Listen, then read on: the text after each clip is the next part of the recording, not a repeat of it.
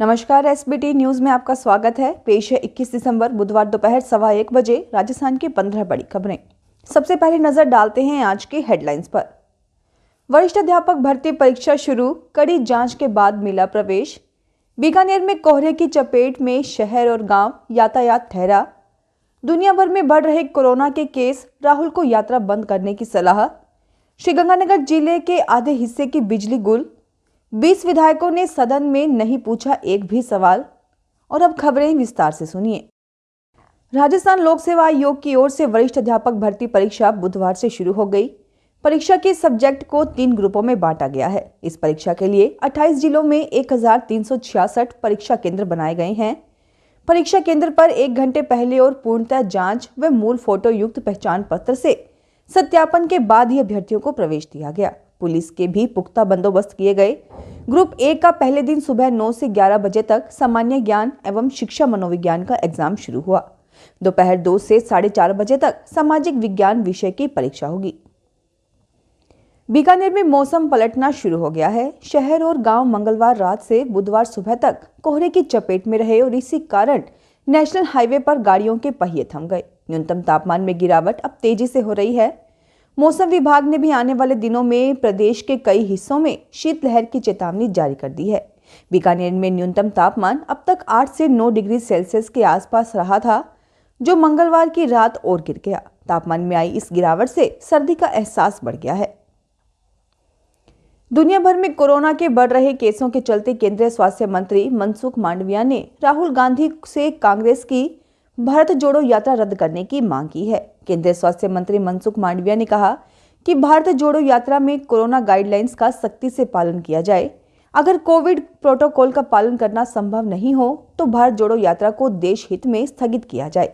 दरअसल राजस्थान के सांसद पीपी चौधरी निहाल चंद देवजी पटेल ने स्वास्थ्य मंत्री मनसुख मांडविया को पत्र लिखकर भारत जोड़ो यात्रा से फैल रही कोरोना महामारी के संबंध में चिंता व्यक्त की थी। श्रीगंगानगर जिले के आधे हिस्से की बिजली बुधवार तड़के करीब 3 बजे से गुल हो गई। सूरतगढ़ के आसपास के कुछ हिस्सों को छोड़कर जिले के शेष इलाके में सुबह 2:54 पर बिजली बंद हो गई। जिले के लोग जब जागे तो बिजली नहीं थी, इससे उन्हें परेशानी का सामना करना पड़ा। जोधपुर डिस्कॉम की टीमें अल सुबह से ही फॉल्ट ढूंढने में जुटी हुई हैं। अल सुबह नहाने और ऑफिस जाने की तैयारी कर रहे लोगों को परेशान होना पड़ा।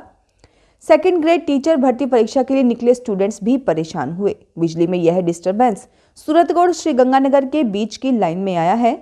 जोधपुर डिस्कॉम की टीमें जगह जगह पेट्रोलिंग करती दिखी। सुबह करीब 10 बजे तक फॉल्ट ढूंढे जा रहे थे।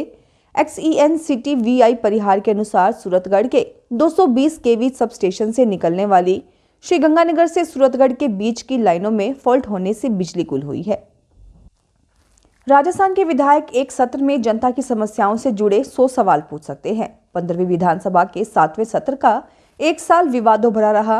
विपक्ष भाजपा बार बार सरकार पर गिरने के डर से सत्रावसान ही नहीं करने का आरोप लगाती रही।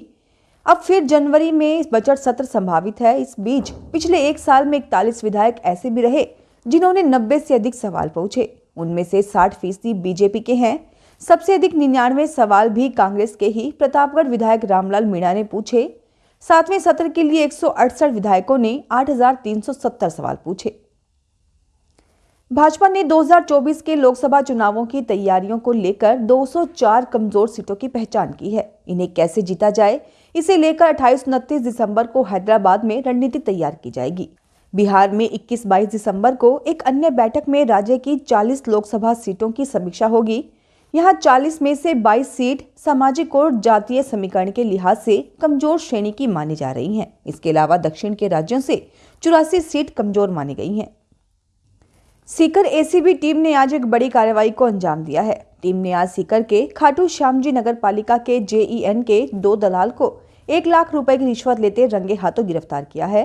हालांकि कार्रवाई की भनक लगते ही JEN खुद 3 गाड़ियों को टक्कर मारते हुए फरार हो गया, जिसकी तलाश में नाकाबंदी भी करवाई गई, लेकिन JEN का कुछ पता नहीं चल पाया। वहीं JEN के कमरे से ACB टीम को 5 लाख रुपए भी मिले हैं।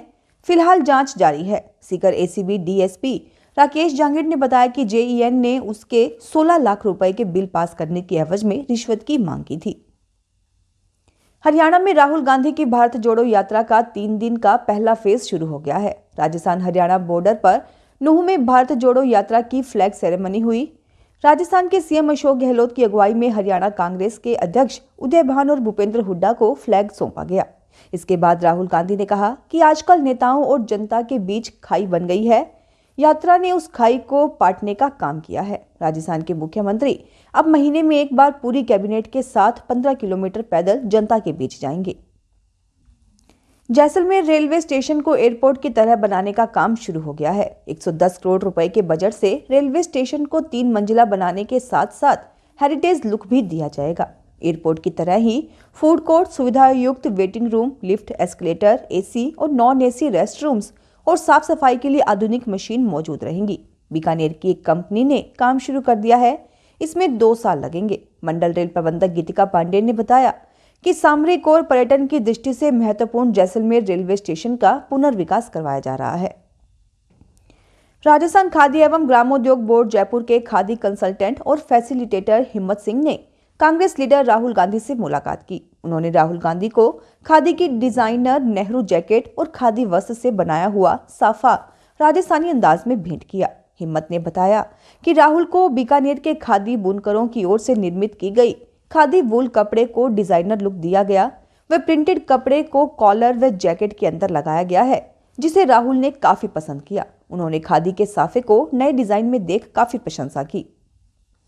हाईकोर्ट के आदेश के बाद करौली जिले के पांचना बांध से पानी छोड़ने की मांग को लेकर मंगलवार को इलाके के किसानों ने महापंचायत का आयोजन किया। पांचना बांध से नहरों में पानी छोड़ने को लेकर आए हाईकोर्ट के आदेश के बाद इलाके के किसानों की ओर से मंगलवार को महापंचायत का आयोजन किया गया। महापंचायत में मांग नहीं मानने तक पड़ाव जारी रखने 1 जनवरी को फिर से बांध पर महापंचायत करने का निर्णय किया गया। प्रशासनिक सुधार महकमे की टीम ने मंगलवार को जयपुर में अरण्य भवन स्थित प्रधान मुख्य वन संरक्षक में छापे की कार्रवाई की।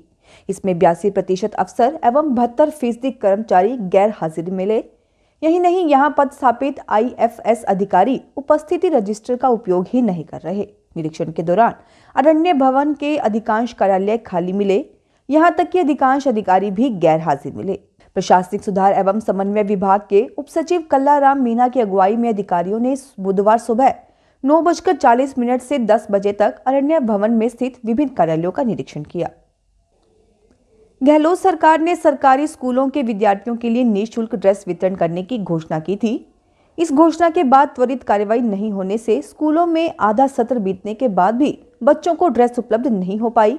लेकिन अब भीलवाड़ा के बाड़ी ब्लॉक के सभी स्कूली बच्चों के लिए कपड़ा पहुंच गया है। सोमवार देर रात यह कपड़ा ट्रक से शहर के नोडल केंद्र गर्ल्स स्कूल में पहुंचा था। इसे मंगलवार को बाड़ी उपखंड के 35 ग्रामीण क्षेत्र के शिक्षा अधिकारियों PEEO के साथ बाड़ी मुख्यालय के UCBO को सौंपा गया है। सवाई माधोपुर जिले के मलारना चोड़ प्रदेश के आधारभूत चिकित्सा सेवाओं को और मजबूत करने की दिशा में महत्वपूर्ण निर्णय करते हुए चिकित्सा विभाग ने नकारा और पुरानी हो चुकी 167 एम्बुलेंस के स्थान पर नई एम्बुलेंस वाहनों के बेड़े में शामिल की है। लंबे समय से चल रही इन पुरानी एम्बुलेंस के बीच राह में खराब होने एवं लंबे समय तक ऑफ रोड रहने की शिकायतें प्राप्त हो रही थी। चिकित्सा विभाग के अनुसार जिले में मिली 5 नई एम्बुलेंस वाहनों को CHC कुंडेरा, आदर्श PHC भाड़ोती, कोतवाली थाना सवाई माधोपुर, मानटाउन थाना सवाई माधोपुर, खंडार तहसील मुख्यालय पर तैनात किया जाएगा। फिलहाल इस बुलेटिन में इतना ही। फिर हाजिर होंगे और बड़ी खबरों के साथ। अगर आप भी अपने आसपास की छोटी बड़ी और महत्वपूर्ण खबरों से अपडेट रहना चाहते हैं तो सब्सक्राइब कीजिए हमारे चैनल SPT न्यूज को और प्रेस कीजिए बेल आइकन पर।